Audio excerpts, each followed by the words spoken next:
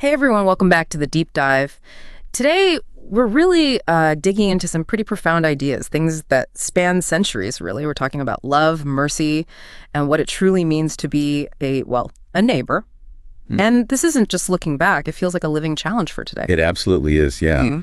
Our deep dive pulls from quite a rich collection of ancient spiritual texts and some really insightful modern reflections, too. We've got powerful bits from a book called Healing the Brokenhearted, a call to compassionate action, and also a key lectionary selection, The Compassionate Neighbor, Love, Law, and Life. That one pulls together passages from Deuteronomy, Psalms, Colossians, and Luke's Gospel. It's quite a mix. Right, and our mission really is to unpack how these timeless sources define compassionate action. But maybe more importantly, figure out how they challenge us, challenge our assumptions about connection, about healing, and our own personal responsibility. So yeah, let's just jump right into it. We can start with this really comforting line from Psalm 147.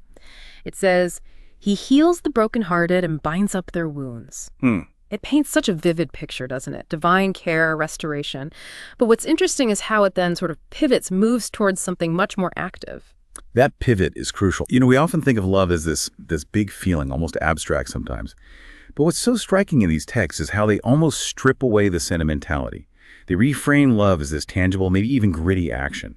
It's less about a feeling you have and more about a choice you make, sometimes a costly one, especially when it's inconvenient. That idea was revolutionary then, and honestly, it still pushes us today. And what's wild is how accessible this costly choice is presented.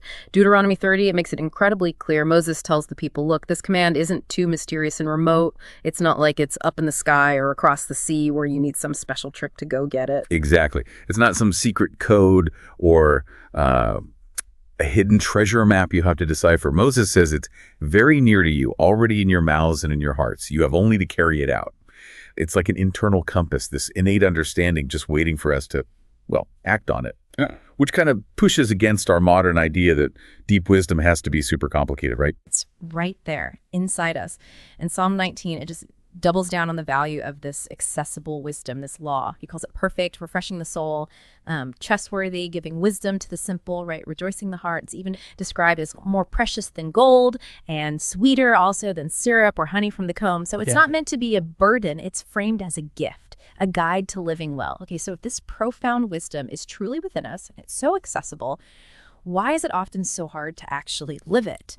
That very question it brings us to this pivotal moment in the Gospel of Luke. You have an expert in the law, someone who really knows his stuff, feeling confident, and he comes face to face with a question that's going to challenge him, and frankly, us too. He stands up to test Jesus, asking, "Teacher, what must I do to inherit eternal life?" Right. And Jesus, in his typical way, flips the question back. He asks, well, what's written in the law? How do you read it? And the scholar, he nails the answer. He recites the core commandment perfectly. You shall love the Lord your God with all your heart, with all your being, with all your strength, and with all your mind, and your neighbor as yourself. He's got the knowledge down, Pat. Yeah, he knows the words, and Jesus confirms it. You have answered correctly. Do this, and you will live. Okay, seems simple enough. But then the scholar, the text says, wanting to justify himself, maybe looking for a loophole or to limit who counts. He asks that critical follow-up question, and who is my neighbor? And boom, that sets the stage for one of the most famous, maybe paradigm-shifting stories ever told, right? The parable of the Good Samaritan. We probably all know the basic outline. A man's traveling from Jerusalem down to Jericho. He gets attacked by robbers. They strip him, beat him up, and just leave him there on the side of the road, half dead. Then two figures come along, people you'd expect to help. And this is where the context is just so important for anyone listening. These weren't just random guys walking by. First a priest, then a Levite. Both pillars of the religious establishment, right? They both see the injured man, but what do? They pass by on the opposite side. Now, their inaction, it might have stemmed from concerns about ritual purity laws. Touching a dead body, or even someone close to death, could make them ritually unclean. So it highlights this real tension between following religious rules strictly and, the call of compassion. Exactly. They seem to choose the letter of the law over the person suffering right in front of them. But then a Samaritan traveler comes along. Now you have to remember, Samaritans and Jews at the time, deeply antagonistic groups. They didn't mix. They wouldn't even talk to each other usually. So when the text says this Samaritan was moved with compassion at the sight, that's the shocker. That's the radical moment. This outsider, this other, he doesn't hesitate. No hesitation at all. Doesn't ask questions about who the guy is or what happened. He goes right up to the victim, pours oil and wine on his wounds, that was basic first aid back then, and bandages them up. And that word for compassion in the original Greek, it's really visceral. It implies this deep gut-level empathy. It's not just feeling sorry for someone. It's this compelling urge to do something, to ease the suffering, no matter the social rules or personal cost. And he doesn't stop there, does he? He lifts the man onto his own animal. Think about that sacrifice. Yeah. Takes him to an inn, stays with him, cares for him personally through the night. This wasn't just a quick fix. It was a real investment of his time, his energy, his resources. Then the next day, he gives the innkeeper 2 silver coins. Now, that was maybe 2 days' wages back then, not insignificant. And he tells the innkeeper, take care of him. If you spend more than this, I'll repay you when I come back. I mean, can you imagine doing that today? Helping a stranger, taking them somewhere safe, and basically leaving an open tab. Whatever it costs, I've got it. That's extraordinary. It absolutely is extraordinary. And that's why Jesus, at the end, he completely flips the scholar's original question. He doesn't define who the neighbor is in the abstract. Instead, he asks, which of these 3 do you think was neighbor to the man who fell among the robbers? And the scholar, he's kind of cornered by the truth of the story. He has to answer, the one who treated him with mercy. Go and do likewise. That's Jesus's final command. It's so powerful. The radical part isn't just saying your neighbor is anyone in need, though that's huge. It's who Jesus picked as the hero, the despised Samaritan, the other. That forces the listeners, including the scholar, to confront their own biases. It shows mercy can and does come from unexpected places. It just shatters the idea of neat, exclusive categories for who belongs. It redefines neighbor not by who someone is, but by what someone does, by compassionate action, even when it's risky or inconvenient. And this understanding of mercy, it's presented as more than just a nice human idea. It seems rooted in a divine example. Psalm 69 urges, turn to the Lord in your need and you will live. It talks about God's great kindness, his constant help, his great mercy, especially towards the poor and those who are in bonds. So the implication is God acts with compassion, and we're called to reflect that. It's like mirroring the divine nature. Okay, so that redefinition of neighbor through action is incredibly powerful personally. But these sources seem to push it even further, suggesting this kind of compassion isn't just about us humans. It's somehow woven into the fabric of the cosmos. Yeah.